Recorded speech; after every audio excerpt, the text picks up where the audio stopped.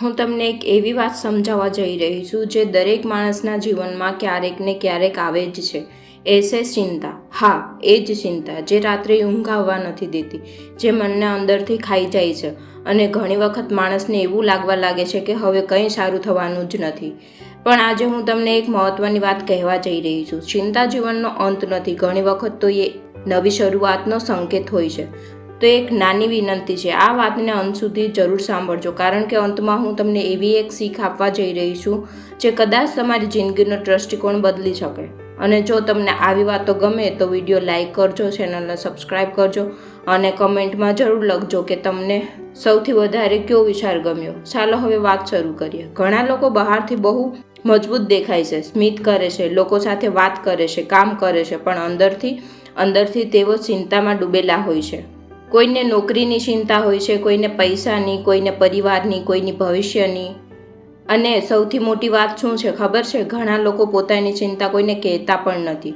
તેઓ બધું અંદર જ દબાવી રાખે છે, અને જ્યારે માણસ બધું અંદર દબાવી રાખે છે ને, ત્યારે મન ધીમે ધીમે થાકી જાય છે. હવે હું તમને એક નાની વાત કહું. એક વખત એક યુવક મારા પાસે આવ્યો. તે ખૂબ પરેશાન હતો. તે બોલ્યો, મને લાગે છે મારી જિંદગીમાં બધું ખોટું થઈ રહ્યું છે. મેં પૂછ્યું, એમ કેમ લાગે છે? તે બોલ્યો, નોકરીમાં પ્રેશર, ઘરમાં જવાબદારી, પૈસા ઓછા છે અને ભવિષ્યની ચિંતા સતત રહે છે.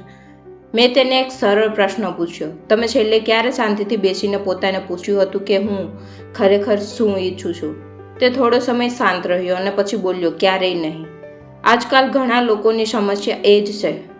અમે આખો દિવસ દોડતા રહીએ છીએ, પણ ક્યારેય રોકાઈને વિચારતા નથી કે આપણે દોડીએ છીએ શા માટે. ચિંતા ઘણી વખત ત્યારે થાય છે જ્યારે મન ભવિષ્યમાં ભટકતું રહે છે. કાલે શું થશે? જો આવું થઈ ગયું તો? જો હું નિષ્ફળ ગયો તો? આ બધા વિચારો મનને થકાવી નાખે છે. પણ એક સચ્ચાઈ છે, ભવિષ્યની ચિંતા કરીને ભવિષ્ય બદલાવાનું નથી, પણ આજનો દિવસ ખરાબ જરૂર થાય છે. એકવાર કલ્પના કરો, તમે બસમાં બેસ્યા છો, બસ ડ્રાઈવર ચલાવી રહ્યો છે. જો તમે આખો રસ્તો ઊભા રહીને કહો, અરે સાવચેત, અરે ધીમું, અરે ધ્યાન રાખો, તો શું બસ ઝડપથી પહોંચશે? ના. પરંતુ તમારું મન જરૂર થાકી જશે. જીવન પણ કંઈક આવું જ છે. ઘણી બાબતો આપણા નિયંત્રણમાં નથી, પણ આપણો દૃષ્ટિકોણ, આપણું વિચારવું, આપણું પ્રતિભાવ, આ બધું આપણા હાથમાં છે. મને એક વૃદ્ધ વ્યક્તિની વાત યાદ આવી છે. તેઓ કહેતા હતા, જીવનમાં બે પ્રકારની સમસ્યાઓ હોય છે. એક એવી કે જેનો ઉકેલ છે અને બીજી એવી કે જેનો ઉકેલ નથી. જો સમસ્યાનો ઉકેલ હોય તો ચિંતા શા માટે? અને જો ઉકેલ જ ન હોય તો પણ ચિંતા શા માટે? આ વિચાર સાંભળવામાં સરળ લાગે છે, પણ જ્યારે માણસ ચિંતામાં હોય છે ને, ત્યારે તેને લાગતું હોય છે કે બધું જ મુશ્કેલ છે. પણ અહીં એક મહત્વની વાત છે. ચિંતા અને વિચાર વચ્ચે ફરક છે. વિચાર એટલે સમસ્યાનો ઉકેલ શોધવો, પણ ચિંતા એટલે એ જ સમસ્યાનો વારંવાર મનમાં ફરી વાળવી, જેમ જૂના ગીતો ફરી ફરી વાગે. અને ધીમે ધીમે માણસ થાકી જાય. હવે હું તમને એક નાનું ઉદાહરણ આપું. માનો તમે એક રૂમમાં બેઠા છો. રૂમમાં અંધકાર છે. તમે અંધકારને લાત મારશો તો પ્રકાશ આવશે? ના. પણ એક નાનો દીવો બાળશો તો અંધકાર પોતે જ દૂર થઈ જશે. ચિંતા પણ અંધકાર જેવી જ છે. અને સમજ, વિશ્વાસ અને હિંમત, આ બધું દીવા જેવા જ છે. જ્યારે માણસ પોતાની અંદર વિશ્વાસ પ્રગટાવે છે ને, ત્યારે ઘણી ચિંતાઓ આપમેળે ઓછી થઈ જાય છે. હવે હું તમને એક સવાલ પૂછું. તમારા જીવનમાં કેટલી એવી ચિંતા હતી જે આજે સાચી પડી? ઘણીવાર એવું થાય છે કે આપણે જેનો સૌથી વધારે ડર કરીએ છીએ તે ક્યારેય થતી જ નથી, પણ તે ડરવામાં આપણે કેટલો સમય બગાડી દઈએ છીએ. એક માણસ હતો, તેને સતત ચિંતા રહેતી. એક દિવસ તેનો મિત્રએ પૂછ્યું, તારી ચિંતા કેટલી સાચી પડી છે? તે બોલ્યો, મોટાભાગની તો ક્યારેય સાચી જ નથી પડી. મિત્ર હસ્યો અને બોલ્યો, તો તું એમાં ભાડું આપે છે જે ઘરમાં તું ક્યારેય રહેવાનો જ નથી. આ વાતમાં ઘણો અર્થ છે. ચિંતા એટલે ઘણી વખત ભવિષ્યના દુઃખનું આજથી ભાડું ચૂકવવું. પરંતુ જીવનનો સાચો રસ્તો કંઈક અલગ છે. જ્યારે મુશ્કેલી આવે ત્યારે 3 વસ્તુ યાદ રાખવી.